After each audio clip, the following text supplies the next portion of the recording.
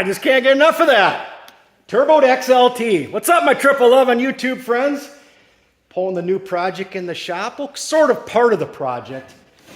This is the donor for the Project 650 turbo build that Trent and I have been working on. This is the donor for all the turbo stuff. Is this the Trenton, go grab that box with the carburetors and stuff while I'm trying to explain some of it. He told me when I go to start putting this in the 650 build, he's going to help me with some of these measurements here, and we might change some of this stuff to where he feels it'll work better. He doesn't feel pressure regulator right here part. I'll have a better grasp on the whole of your raised parts of your embossments where you want it clean back off. All back together. It looks apt. This is the better one. I like this one because it's he found a better technique, and so he went ahead and just redid everything that he had already done once. Yeah, so stoked to get this thing into the sled. This is kind of the start. This is the heat transfer decals. Did a tank cover also, and there's a handlebar pad sitting right there. So, yeah, we could have stood there for hours chatting with him. Super nice guy. So yeah, he donated this, generously donated this NOS wedge belly pan for Jason of NOS stuff. Somebody recently, right on the cylinder head, wet basement. I pulled that. That was a great, strong running engine when I pulled that out of wet basement. So I'll pull that in and have a lot of these brackets powder coated in orange. Even though they're up and behind the tunnel, you really won't see them. But we decided that's going to be orange. And he's actually going to do a little buffing for us. First I had to strip it all the way down. I had to get That's like a Scotch-Brite or something on that one, isn't it? Scotch. You don't even use compound with that one. No. Yep, no compound. I think it's like 2000 grit maybe.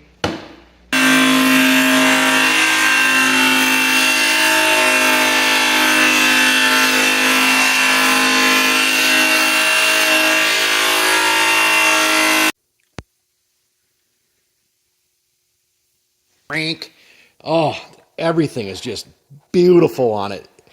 The guy did not fib to me at all. Yeah, we're getting kind of ready for winter stuff. So Trenton had to switch his John Deere over for winter stuff now. We actually had enough snow yesterday.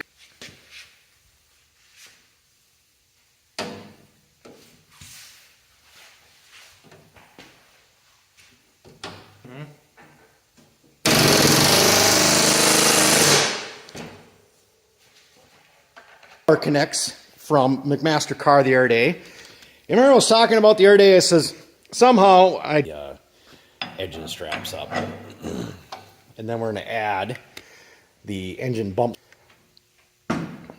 Oh my goodness. Oh lordy, is that gorgeous or what? And yep, oh, yum. Well, yesterday, chassis, and we're putting a 650 in it. Actually, a very straightforward, this is probably the easiest engine swap I have ever done. Seems like a lot of dicking around for really no advantage as far as I'm concerned. This system worked. We'll have to run the lock collar on the bearing here. That worked. Got the grease stirred up there so we can still grease the bearing.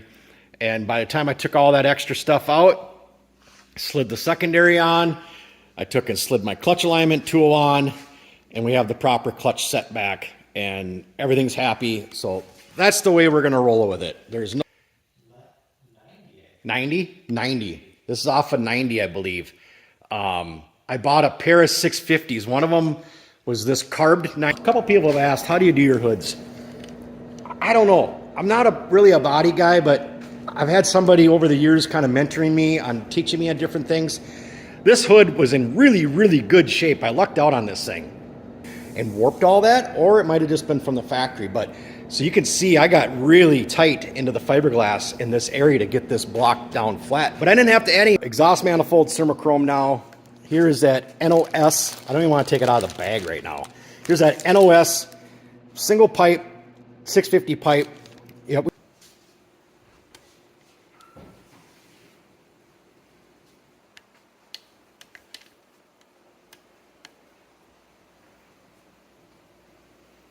Long that we can do a video, because I'm pretty sure we hit all the goals I talked about on Wednesday when I did the video on Wednesday.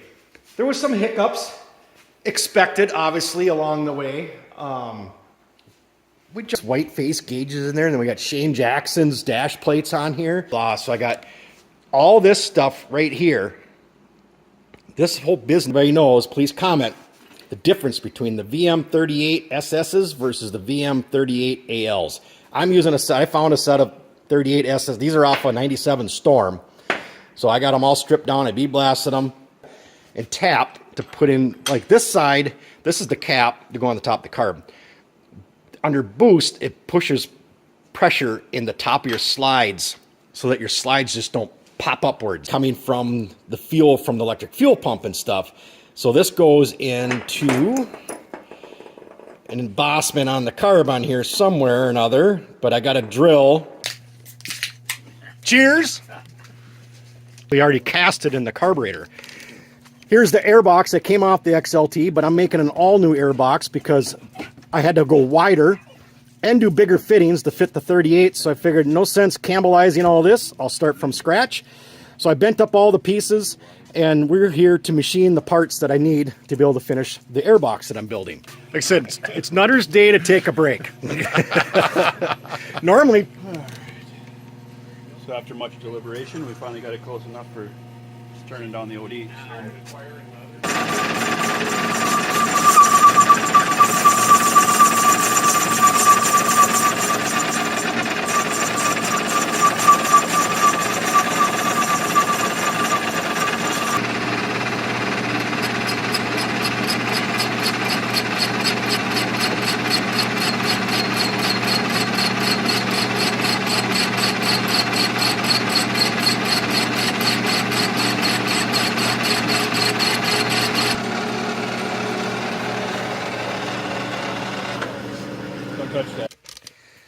Well, there, everything's done. Tim did an amazing job on the lathe, making all the parts that we needed. Carbs are done. All the little fittings I need are done for the new airbox. Looks incredible. Trenton is really pondering whether if this sled needs decals or not. I have a 92 pumpkin decal kit for it. He put all this together and he's like, I don't think we should put decals on it. I'm like, oh, we're building a 92 pumpkin though. I gotta have decals on it. Works. And so if you're ever looking to build one, you can refer back to the videos. And hopefully I put enough explanation, explain the fuel system well enough so you kind of understand exactly what's going on. It's taken me a kind of a while to grasp exactly how everything has to work to make everything work. I think I have a pretty good carburetors. I couldn't be happier with how it came together. I really couldn't. And so if there's any engineers out there that want to chime in the comments. Okay. Well, we had a safety meeting and we talked about this airbox, and there's a great debate on whether or not this airbox is actually going to work correctly, like it normally would, not under boost. It's running from the fuel tank or fuel shut off. I have this one marked as the fuel shut off. It's going through the filter, goes to a Y, it continues on over to the feed on the Bloody Mary action on Christmas morning. We took the suggestion of many about the decals. We taped them on. A lot of you suggested tape the decals on and see how it looks. We taped them on and to put a round peg into it, and I have a little bit of bleed in right there, but I'm thinking, and that gasket is the exact same size as this inlet right here. I'm thinking I can come down in here with a die grinder, made that also. I got a bunch of stainless elbows, and I'll start, that's just gonna sit down in there. I'll weld that to there, into the muffler, go outside the belly pan.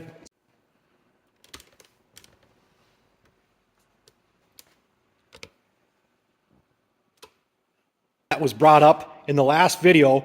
Could I go round into a square opening? I said, well, I cut a round hole and put a round peg in it. Nope, a few of you commented, that's not going to work. They compared it to a jet ski impeller. If you stick once again, to make these two rings for either side of the belly pan, because I cut the belly pan bigger around the exhaust. I sent out some pictures the other day. Some of my friends, a couple of them were concerned about how close it was going to be to the belly pan. There, I got to make the bracket yet. Today I did a bunch of wiring. Clutch up, what'd you do for weights and a spring in the primary clutch? Blue and a 1062.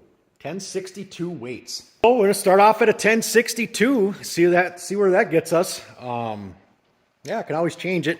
Trenton did a little polishing on the airbox. Let's get this out of the way here.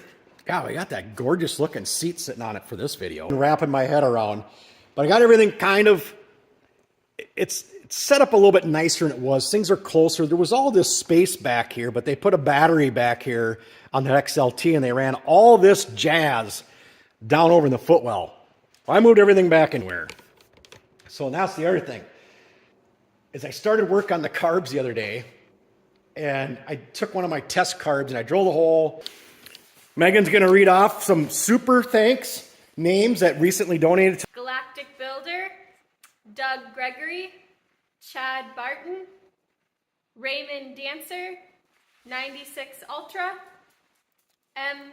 Billert, Aaron Reddish, Michael Delaney. That's all of them. And that's all. And I can't thank you guys enough. Really do appreciate it. And something else, I just prime everything, but it is sitting on the floor. This thing is so close to show up in time either, but we put the old one in just for startup for right now.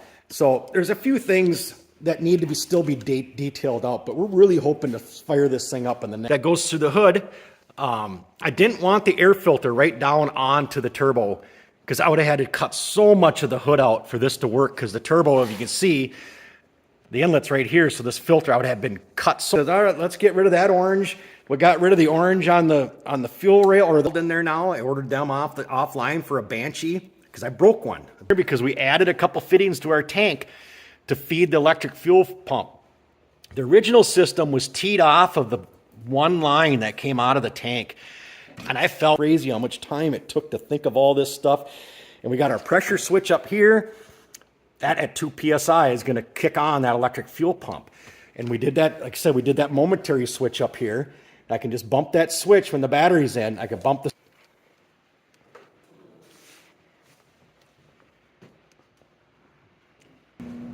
Put it on the hoist to weigh it.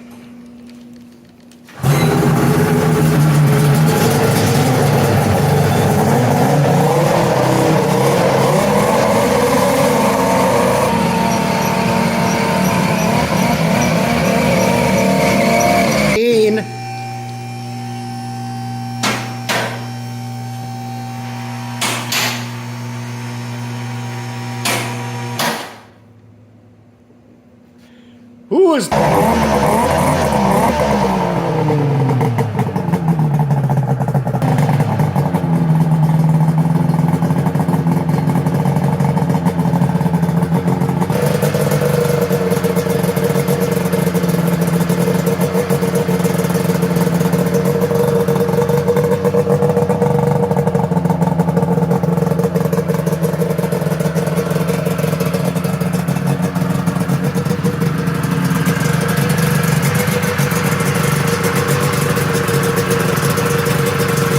in the grass right now, you know, so, but yeah, we'll get some testing done on it as soon as we get some snow, and we'll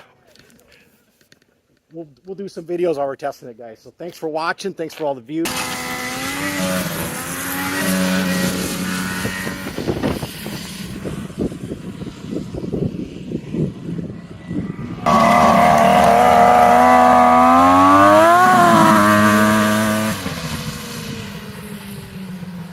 We weren't going to ride it, but we did pull the plugs, and as I said, something didn't sound right, and it was running lean, very lean. So even Trenton heard it. That's why he only did 2 pulls and realized, yeah, something ain't quite right. That was the first time it's been out of the yard and stretched its legs, and right away it's lean. So go back to the drawing board. A sticker. Oh my God, is that amazing? That's just awesome. I love the sticker. Everybody said, a few people said it needs the center sticker, but I didn't like. Here it is. Exciting day. We got Jason out on the lake doing some testing.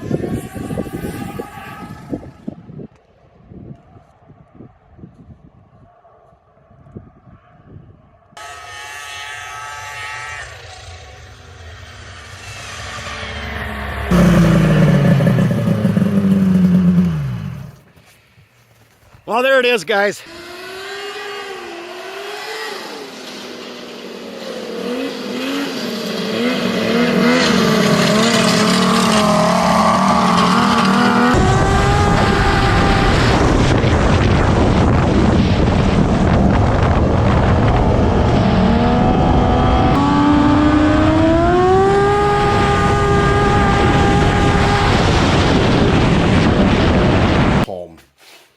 And I'm going to drill some new holes closer to the mouth of the carb, because one thing we did do yesterday is we pulled the vent lines off of the airbox, and it helped. So that's why we're thinking, okay, well, it's getting a little bit of pressure and it's pushing pressure into the bowls too soon and pushing the fuel past whatever it can and flooding the engine.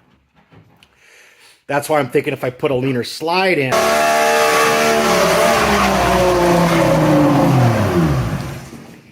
Well, we're back at working on Jason. Yeah, we've been fighting this flutter thing, fighting it. And I don't know, we just tried changing gas again. Now we're down to a 50-50 mix of 100 low lead and keep changing stuff. We'll get it. We're definitely going to eventually get it. Otherwise, I'm going to go to an extreme on the airbox, and I'll talk about my extreme idea on that airbox if we can't get it to run the way I want it to be running. So, yeah, we'll let you know. All right, we're going to try this setting now. We got 3.0 slide. This is on Jason, obviously. So it's still running rich. You can kind of see it's got a pretty big fat line all the way around the edge of the piston where it's washed clean still. So that's rich. Lean is your dark burn in the center. Rich is around the edge. That's washed clean with fuel. So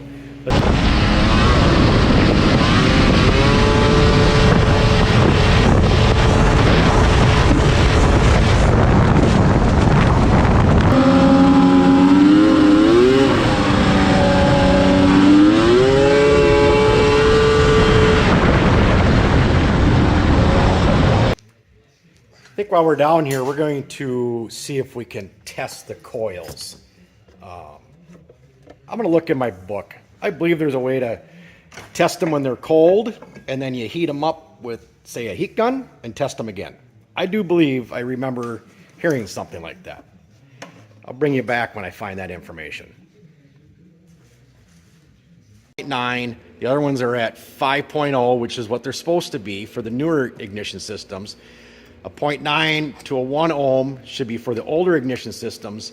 And even though I bought 3 brand new caps, one of them was ohming way off as if it was maybe mismarked when it was made. So I put a replacement cap on here to match the 5 ohms that the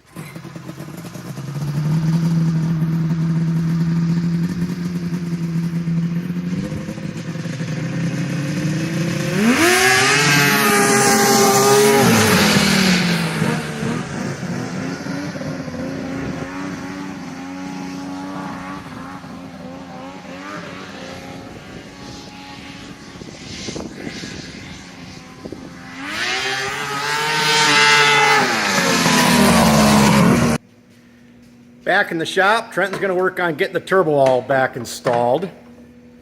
Starting with the airbox. And then we'll get everything hooked up and try it again. See if we can put some boost to it.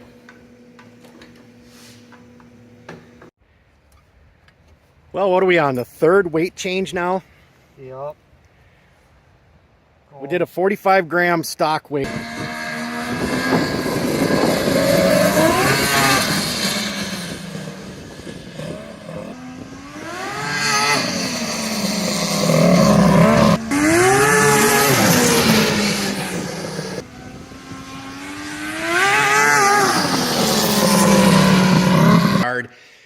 And it seems to be running. This is what we ended up doing. I already kind of talked about this a few minutes ago, but this is what we ended up doing. Right now we're at 1060 weights in it. Orange primary spring, 1060 weights, stock secondary setup. We put all the boost stuff back on. Trenton's seeing 5 pounds of boost on our boost gauge. We don't have the boost controller hooked up right now. We kind of took that out of the equation because we're not 100% sure it was even working. So we disconnected it. We're just running right to our pressure gauge to see what we're getting for boost. We're seeing boost. We're testing in 150 feet maximum. Our backyard's a little short.